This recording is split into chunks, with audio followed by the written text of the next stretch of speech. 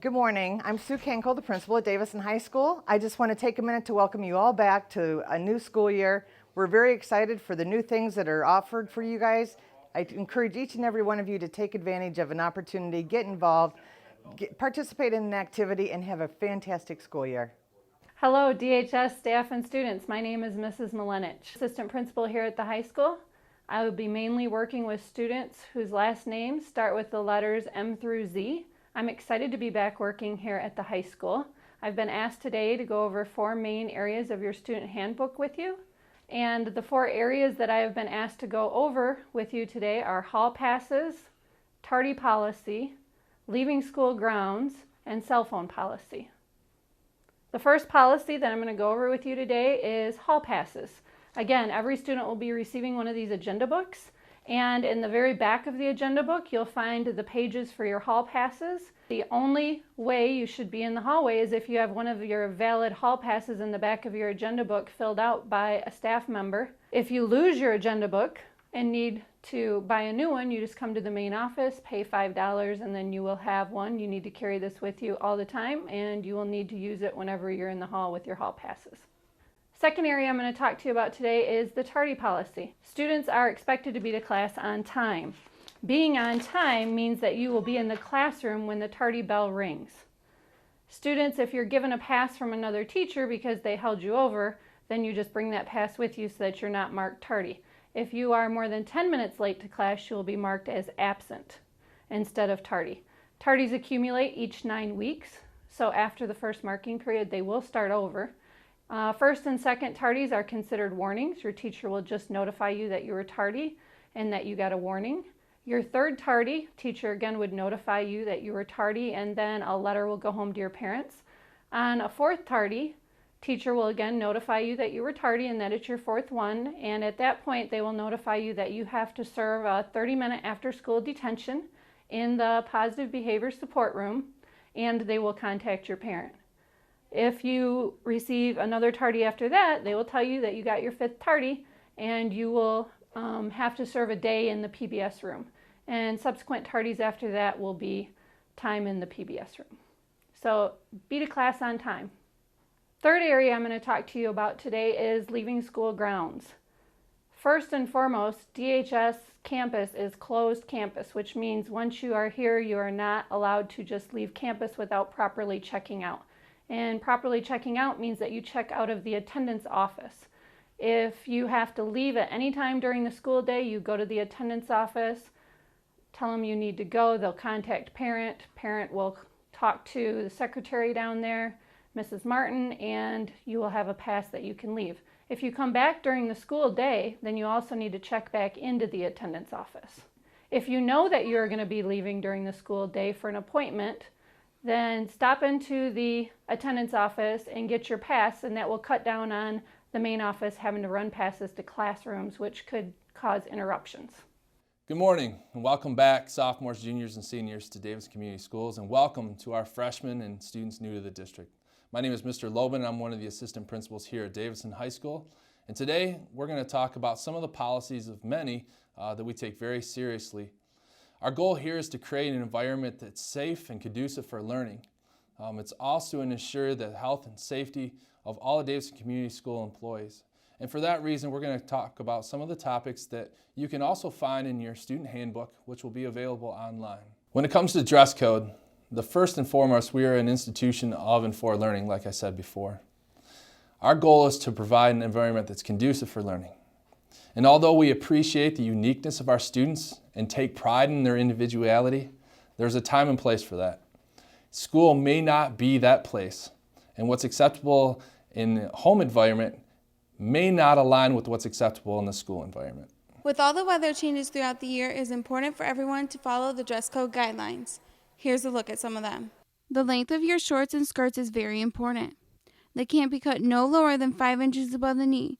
It is the same with holes. You can't have any holes 5 inches above the knee. Also, Davison, jewelry, belts, and wallets with spikes or chains will not be allowed for safety reasons. Clothes with suggestive statements or nature will not be allowed in school.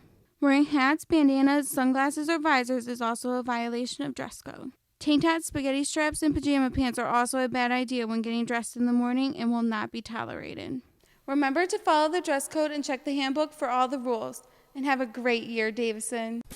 So if at school you find yourself in a situation where your apparel has been deemed inappropriate for the school environment based on our standards, this may result in a request for you to change your clothing. If the problem of you wearing inappropriate clothing and not abiding by our dress code continues to happen in a consistent manner, in a progressive nature, disciplinary action will take place. With regards to weapons, the possession, use, or threat of use of a firearm, explosive device, or an object that can be perceived as intended to cause harm or property damage are prohibited. Examples may include, but aren't limited to, firearms, fireworks, knives, airsoft guns, toy guns and knives, and even ammunition. Once again, these objects go against our goal of creating a safe environment for you to learn in. Especially be careful about bringing these things in your cars or your backpacks if you've been out hunting or fishing or engaged in some shooting clubs and extracurricular activities like that. They will not be tolerated in being on school property or any school event. Violation of these policies will result in disciplinary action up to and including suspension and expulsion from the school and referral to the appropriate law enforcement authorities. With regards to fighting, again, this fails to create an environment or support an environment that's conducive and safe for learning. Violent behaviors or threat of violence against a student or a school personnel will not be tolerated. Violation of these policies will result in disciplinary action up to and including the suspension and expulsion from school and referral to the appropriate law enforcement agencies. Next, we're going to talk about tobacco, alcohol, and drugs. With regards to tobacco, the use and/or possession is prohibited in all school buildings, at all school-sponsored events, and in all school grounds. Violation of this policy will result in disciplinary action up to and including suspension and possible expulsion from school, and the appropriate law enforcement agencies will be contacted. With regards to alcohol, the consumption and possession of any alcoholic beverage or a look-alike is against school policy and is prohibited from all school buildings, all school-sponsored events, and anywhere on the school grounds. Anyone appearing to be under the influence of alcohol will be refused admission to any school-sponsored events and may be subject to discipline up to and including suspension or expulsion and referral to the appropriate law enforcement agencies. With regards to drugs, the illegal consumption and/or possession or sale of any controlled substance or drug paraphernalia is harmful to you and our school environment. This is again prohibited in all school buildings, school-sponsored events, and in all school grounds. Anyone appearing to be under the influence or in possession of drugs shall be refused admission if they're entering into an event or into the school, or if you're at school. You may be subject to discipline up to and including suspension or expulsion and referral to the appropriate law enforcement agencies. With regards to the cafeteria, we're expecting that during the times when you're supposed to be in the cafeteria, you actually are. You're not upstairs wandering around the hallways, but you stay within the cafeteria. We ask that you also clean up after yourself, that you throw away your wrappers and your foods and not throw them on the floor. This is just showing decent respect to those people that clean up and take care of things for you, and it helps us out too. Fourth area today is cell phone use. Students, you are allowed to use your cell phones before school, after school, in the hallways, during your assigned lunch period. The only time you're not allowed to use your cell phone is during class time unless permission is granted by that specific teacher for use in class. If you do use your cell phone in class and the teacher has not given you permission to do so, the teacher will confiscate your cell phone, bring it to the main office. You will be assigned after school detention and your parent will have to come pick up the phone. Second offense, if it happens again, is you would be assigned all day to the PBS room, and again your parents would have to come pick up the phone. And a third offense will result in 1 day out of school suspension. So make sure you just use your cell phone during all times except for class time unless given permission by your teacher. Thank you very much, and I hope you have a great day and looking very much forward to a great year this year at DHS. Hello, fellow Davison students. Welcome back to 2017-18 school year.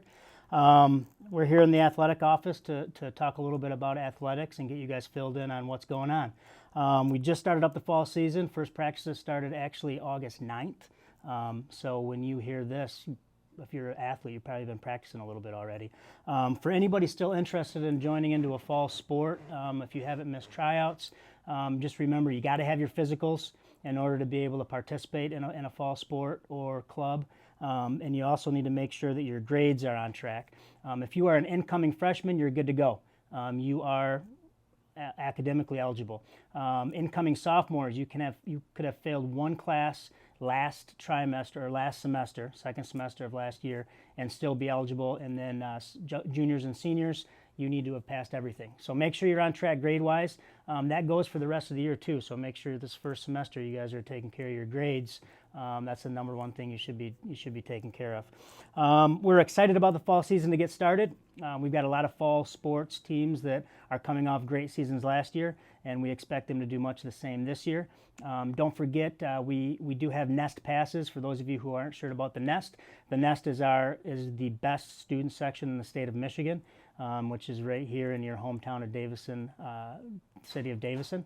And the student section is at all the games, at all the different sports events, and you can get a Nest pass to get you into all the games for free, and then also get you a cool t-shirt too. If you're interested in the Nest pass, please stop by the athletic office and ask for more information.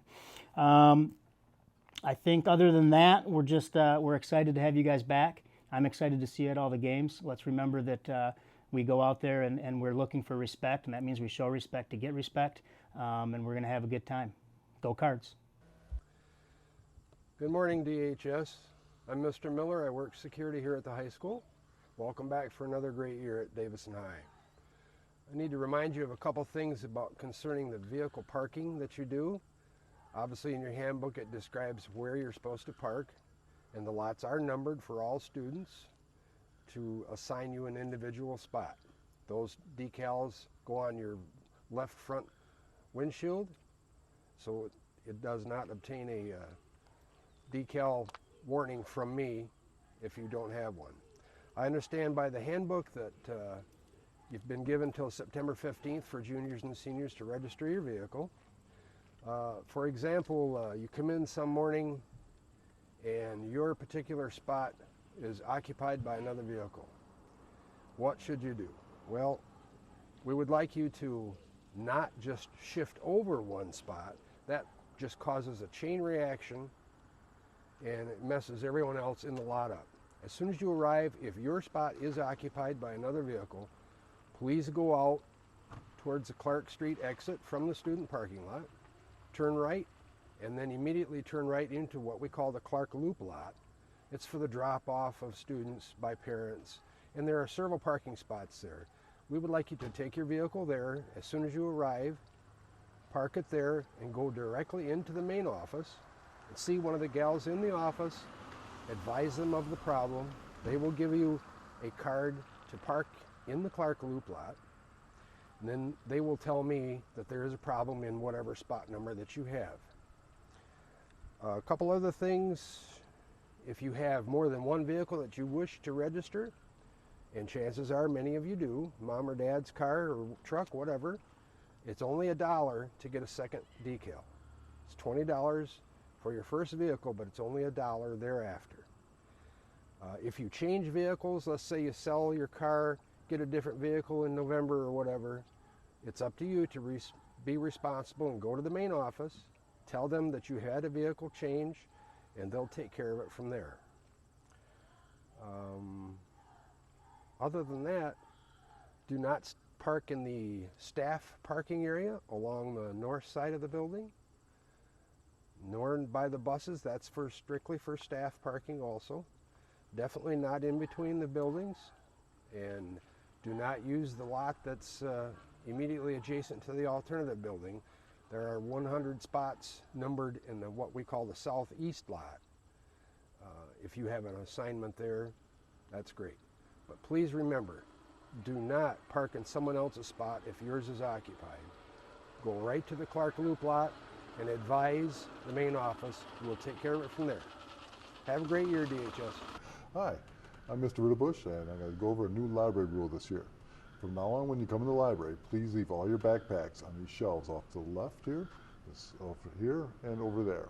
So it's a horseshoe when you first come in. Just please, or all your backpacks there. Sorry. So just put them all there. No food or drink in the library. Now you can drink or have food in this little area right here. Nothing outside of this. So just make sure all the backpacks go here. Food and water stays here. If we see it on the other side, we're taking it. So thank you very much. Hola, my name is Senora Toko. I am coming from Grand Rapids, and I am so excited to be here with all of you at Davison High School. Hi, I'm Debbie Lammers. I'm a counselor here at Davison High School. I'm looking forward to meeting you. Come on by. What's up, Davison High School? My name is Mr. Lott. I'm in the business and CTE department. Looking forward to a great year. Looking forward to meet all of you guys. Hi, I'm Zach Evans. I'm in the CTE department. I'm going to be teaching programming, computer repair, and history this year.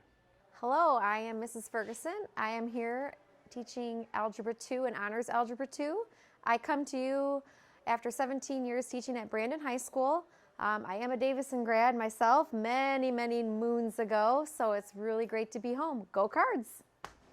Hi there, my name's Rebecca Van Est. I'm a guidance counselor here at Davison High School, and I just wanted to take a few minutes to walk you through Davison High School's sexual harassment policy so you're familiar with what that entails. The definition Davison High School uses for sexual harassment is unwelcome sexual advances, requests for sexual favors, or inappropriate verbal or physical contact of a sexual nature. Examples of sexual harassment might be a sexual remark or suggestion, unsolicited and unwelcome flirtations, advances or propositions, and verbal abuse with sexual connotations. More examples are graphic or degrading comments about a student's appearance, dress, or anatomy, and display of sexually suggestive objects or pictures.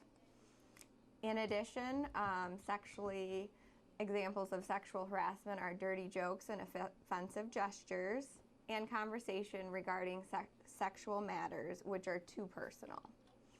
Consequences for violating Davison High School's sexual harassment policy are disciplinary action and possible expulsion from school. If you're a victim of sexual harassment, it's very important that you communicate to your harasser that the attention is unwelcome.